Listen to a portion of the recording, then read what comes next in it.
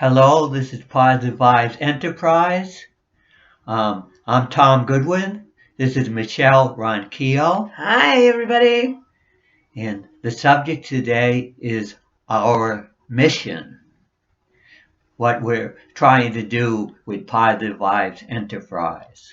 Dun, dun, dun, dun, dun, dun, dun, dun, dun. And basically, we're trying to be different than the religious and spiritual organizations that are out there at this time that all seem to be competing against each other, and some of them don't want any competition, so they just want a monopoly. They want to say we're the only true such and such.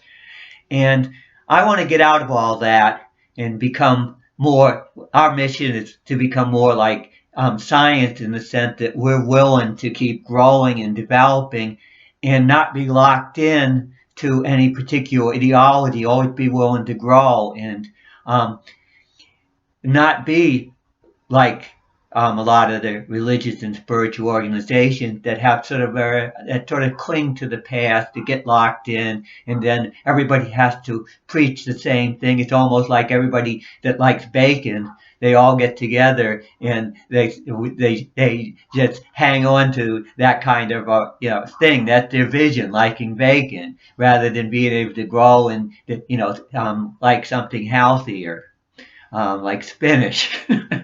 Yeah, we have to break new grounds when it comes to spiritual awareness.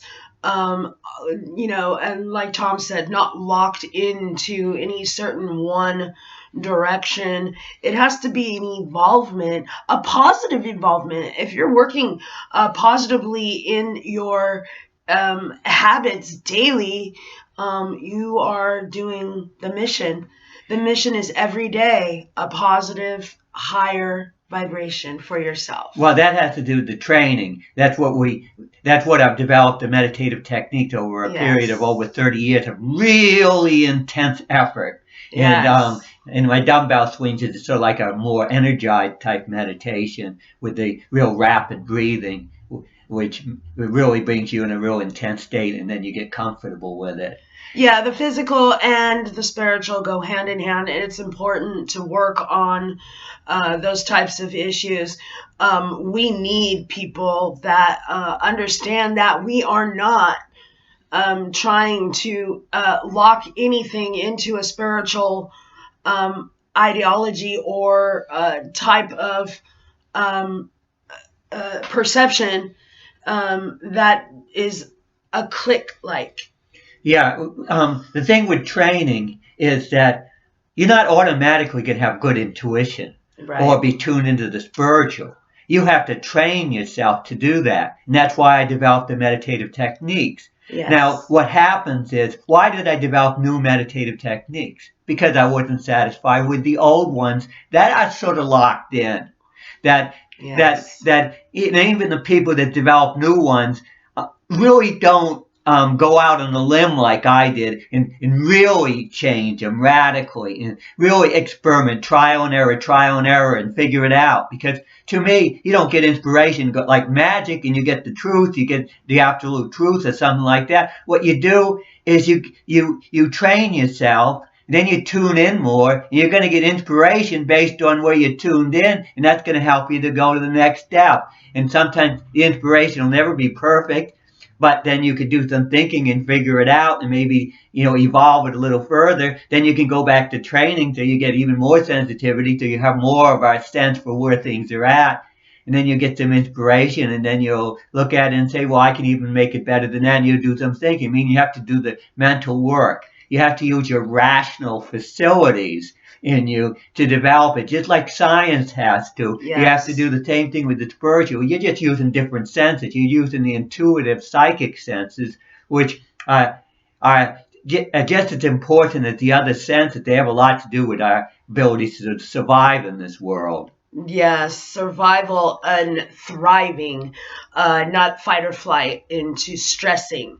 We want thriving in that spiritual sense, that you are surviving with the spiritual heightens of a reality-based idea, using the reality-based tools that are there for your use. And one of the things about the spiritual is when you develop that heightened vigilant type state, that's the most intuitive state you can be in. When you're really vigilant and heightened, you get that type of sharpness. Yeah. And that's the type of state you automatically go into in an emergency. But you can actually train yourself. It's an emergency that I get opportunities in my life right now, and then you create an emergency and you make things happen. You don't have to wait for an emergency to happen. You can say it's an emergency that things changed in this world right now, which to me is very true. You can make it into the emergency. You can make it into like an instant crisis. Because if you make a crisis beforehand and then you do something about it, then you don't have a bigger crisis later. So it's sort of like you're proactive. Yes, progressive perceptions, progressive in your everyday spiritual understanding, your awareness, understanding that the world is in chaos. We are seeing chaos, but that doesn't mean that we have to go with everybody else with the illusions of grandeur or the hyper type of energy that is going to bring chaos. We want stability in spiritual energy. Yeah, we don't want to get too self-righteous or too polarized. Yeah. And we don't want to be quick to go into a panic because we're not getting things are not going our way. Yeah. We have to understand that things are complicated. The truth is complicated. Things are tricky.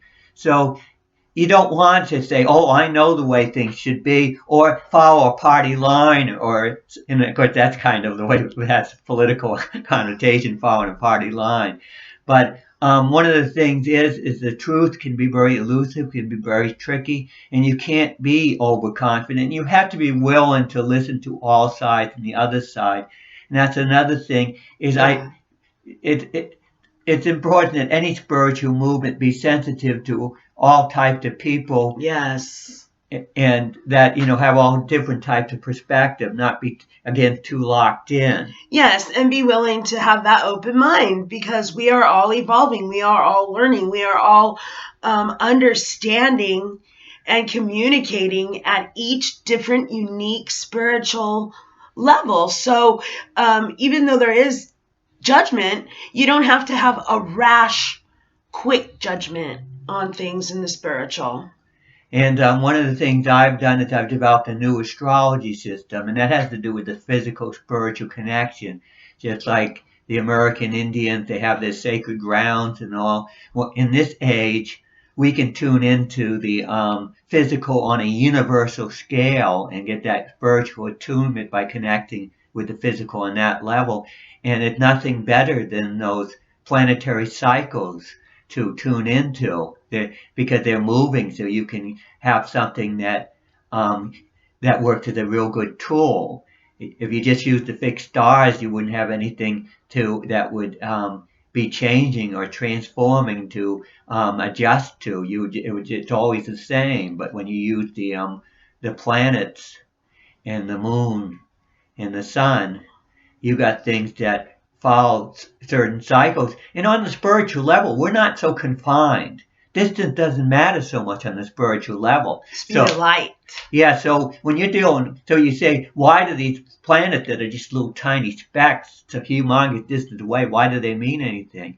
Well, why does your aunt or uncle or loved one way over on the other side of the country that's way, way away in a little tiny dot, why do we have that spiritual connection with them? The spiritual worked on a cosmic scale. Yes, it's instantaneous. And I didn't like traditional astrology in the sense that I didn't think it was good enough. I didn't think it made enough sense, so I tried to develop a more rational astrology system. It took me over 30 years to develop it with trial and error and with my training techniques and my, constantly developing theories and so forth. Yes, his charts are awesome. I recommend that everyone gets their astrology chart. And it's good to have things like spiritual tools that connect you with the physical world around you. You don't have to just use Yes. astrology. That's one tool. There's a lot of other physical things out there that can Yes. work as tools. Yes, we have crystals as well that we use as tools. It hones in on the chakra energy balances of your chakra glands that move just like any energy field that we have on Earth, and you can hone in on the different ones just like a tool, and create more of an energy field around each um, uh, idea, thought, or issue that you want to work on spiritually. And what is our mission again? What do we want to do? Well, we're reality based. Yes. We're trying to make a difference in this world. And you look at this world with all the violence, with all the poverty, and all it really could use an upgrade in the spiritual area because spiritual underlies everything. It's the passion, it's the emotion, it's the inspiration that makes people tackle the serious problems that exist in this world. And we need to get more of a passion, more of a connection with that which really counts. Yeah, we need you and your voice and your uniqueness. Yes, we need other people. We're spiritual pioneers here, but we don't have. We want a whole bunch of spiritual pioneers. We're sort of like going to get the wagon train going, Yes. and we want all these people to join us. I have scouted ahead, and I think I have some good trails for you to try out and see where you want to go. I can probably point different people on different trails along the way because we all don't have to follow exactly the same trail. I'm the one that has done a lot of mapping myself because I'm sort of like the first of the spiritual pioneers, but we need a lot more of them. The transformations that are needed in the spiritual go far beyond even the things that we are trying to do, because as we evolve, things get better and better, and people grow with the ideas that we laid down, the new steps and the new dawn of spiritual walks and understandings, how strong of a creator you are in a spiritual essence. And it's easy to be a spiritual pioneer these days because we're sort of so locked in, we're so stuck in the past on the earth that it's almost like there's a tremendous resistant energy that keeps anybody from doing it. And anybody that does it has all this open territory. It's like when they had the flat earth That's right. when we had the flat earth and there were monsters and all kinds of terrible things on the edge of the earth.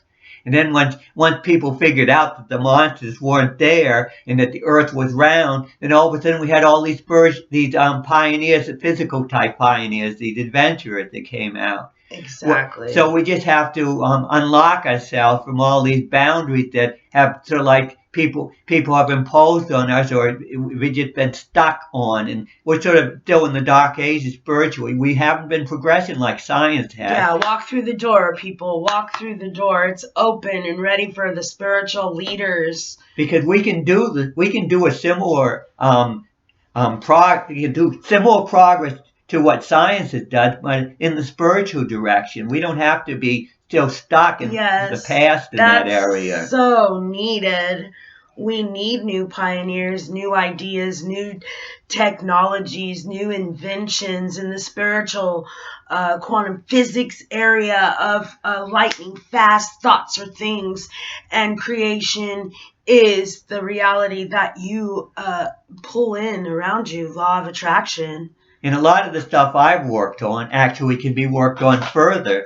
If more people will, I've always wanted to work with other people. I've only done things alone because I found I had nobody that would work with me. But at this point, I think I have developed enough that other people will be able to feel safe enough to work with me rather than saying, oh, he's too wild, he's too far off, he's too crazy, I got to stay clear of him. I think at this point, I got it to the point where they won't, that I'm not scary as I was when I was really exploring things. Yeah, especially he has witnesses that his techniques work, and they're awesome, and they need to be implemented into spiritual physical training that literally bring clarity and control in your spiritual understanding.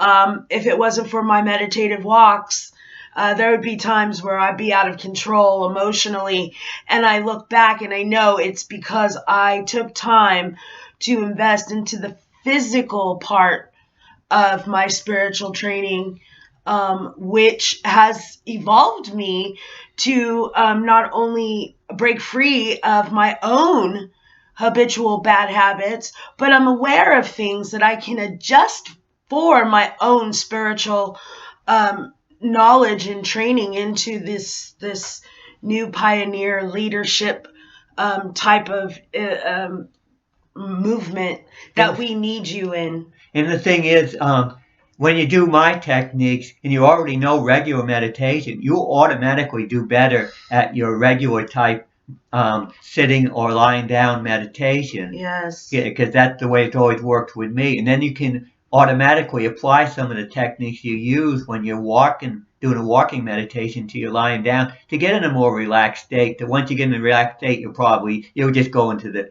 more typical meditation at that point. And that typical meditation is a very natural state anyway. Yes, our mission is to bring these techniques, to bring these tools to help you make and motivate yourself to be a spiritual leader and change your environment and your inside so that way it overflows into your life and other people notice.